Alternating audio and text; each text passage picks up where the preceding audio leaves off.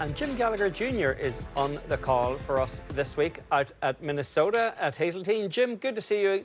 You've played Hazeltine. You played the 1991 US Open out there. What kind of a test can we expect this week? It's a long golf course. You've got 3 par 5s that are over 600 yards, so that adds to the 7,500 plus. There's some rough this week, and I think the players are going to have to, the aggressive players, they're going to have to get it in the fairway. The greens are still receptive. Unfortunately, we might get some rain the next couple of days, but it's a great test. When we played the U.S. Open, we're playing this rotation. And you remember the Ryder Cup was here a few years ago. It was a kind of a different rotation, but there's some great holes out here. It's right in front of you. There's some rolling hills to it, but it's a big golf course, and look for the guys that can bomb it off the tee. I have the advantage. But once we get into match play, a lot of that changes as well. Jim, one of those guys along with the rest of the golf world, are very intrigued by what we've seen from Luke Clanton. 3 top 10 finishes, the first time we've seen that since Jack Nicklaus did it in 1961. And, oh, by the way, he jumps on that private plane from Greensboro late into the night a few sleeps ago, pops up, tees off day 1, and he's 1 under. He's T47. He's underway here shortly in day 2. But what are realistic expectations for the superstar? Well, if you look at it this week, it's going to eventually catch up. But he's been on quite the run. When he goes back to college, goes back to Florida State, goes, "What'd you do this summer?" "Oh, I played a few tour events, top 10 2 or 3 times, no big deal. Won the USAM, those kind of things." But I think it's cool to see the way he's played. Trey Jones, his coach, we've texted back and forth. Remember, he lost the heartbreaker in that last match at the NCAAs, but he's been a good player, but he's just getting better and better. And these young players are having the opportunity to play tour events, and I think that makes a huge difference. But for him, open to a 69 cuts, probably depending, because Chaska plays about 5 shots, easier than Hazeltine. And so he's got to come over here. That was a pretty good round after playing 39 holes at Wyndham and all the, whirlwind going there. But I think there's so many good players when you look at this entire field. And he's going to have to, now we're back into the match play portion. That's so much different than stroke play. Just staying for a moment on this idea of these kids playing tour events. Jim, we've seen Clanton do really well this summer. We saw Nick Dunlap win earlier this year at the Amex as an amateur. We've then seen him win again as a pro. Ludwig had a meteoric rise right out of college. Are these kids really that much better prepared to play against the best players in the world than, say, when you were coming up? Oh, no question. I never dreamed about playing in a tour event when I was in college. It just never crossed my mind. We didn't get those opportunities. Occasionally, you might see 1 or 2 of us get to play, but those opportunities weren't there. But it's also the instruction. Golf courses are in better shape. You look at the facilities they have in college. They're unbelievable. The practice facilities, they're given every opportunity to succeed. That being said, they get out there, they still have to perform. The NCAAs, we cover it on Golf Channel. It's on TV. So they've played in front of the cameras. They've played in front of the people. I think the unique portion of this, like last week at the U.S. Women's Am, is that fans can get in the fairways with them, and they can get up close. And I think that's for some of the players that maybe haven't witnessed that and felt that'll be a little unnerving. For guys like Clanton and the rest of these guys that have been out there playing tour events, it's going to feel like a quiet week. But although I was out yesterday, there were a bunch of people watching.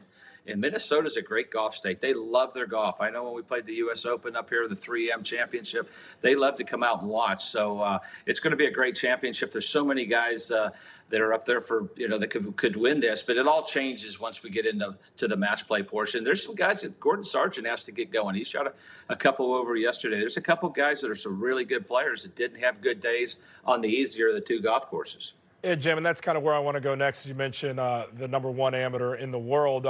Tom Fisher, the American, sits atop the leaderboard right now. Certainly somebody everybody is watching, at least going into day 2, but it is a long week. Is there maybe another surprise name or intriguing name that you have pegged that we should watch out for this week? I think you look at Texas Tech's Callum Scott. He's a really good player. He's a solid player. There's Brandon Valdez that plays at Auburn. He was part of that national championship team. He plays with so much confidence. He'll be fun to watch. And you got Ben Warren, who's from here, went to the University of Minnesota, so he's from this area. There's several names there. You look at the top names, but it all depends where you get seated in this 36-hole medal play.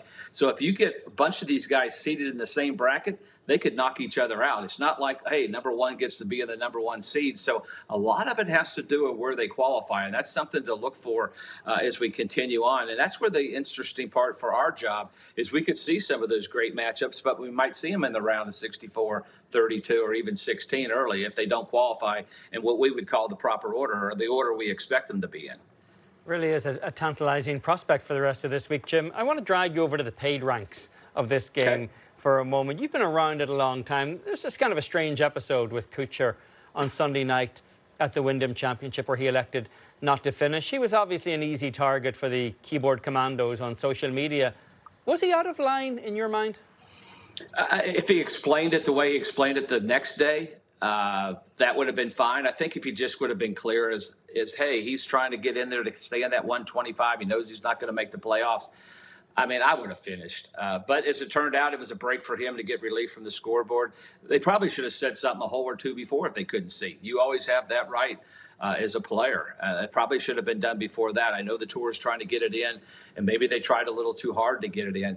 But you as a player have to take the responsibility. I just hate it for the people that had to come out. And you're right. Social media is good and bad, and he's easy to take a shot at. But if he probably would have explained it the way he did the second day, when it happened, it would have gone away, and everybody said, hey, the guy had a chance to kind of move up that money list or points list. And so when he does go into the fall events, he can kind of keep his card that way. He knew he wasn't going to make the playoffs. But it was so back and forth. It was almost like a bunch of politicians, which I don't want to get into that. I just be straight for what your answer is. But they should have probably done it if they wanted to do it a hole or two before that. Well, if nothing else, at least he can say he's actually played on the first day of playoff weeks for every year of his entire career on the PGA Tour. This is a big week, obviously, on the PGA Tour. Start of the playoffs, you've won down at TPC Southwind in the St. Jude Championship. Is there anything that can actually happen in the next 3 weeks that you think, in your mind, alters a Player of the Year conversation? Is it a one-horse race, or is it a Xander Scheffler race, to your mind? That's a great question, because that's been asked to me. I mean, it's hard to beat what Scotty's done. But say Xander goes in and wins 2 of them, wins the FedEx Cup, it would definitely be a conversation piece. But, you know, I think it's interesting the way we vote. The players vote that in. It's always what we see in the last week or two that kind of influences our votes instead of the whole year and the whole, year of work. So to me, I think it's Scotty, just what he's accomplished and just all the great things. I think the gold medal was the icing on top. I mean, you could see what it meant to him. And he doesn't show the emotions, although he's a pretty emotional guy. But to see the emotions and what it meant for him, yes, I think Scotty wins it. But I've seen it in the past where guys that really went on that late run, that got a lot of people's attentions, and they voted that way. But it would be tough to not vote Scotty in if I was, casting my vote.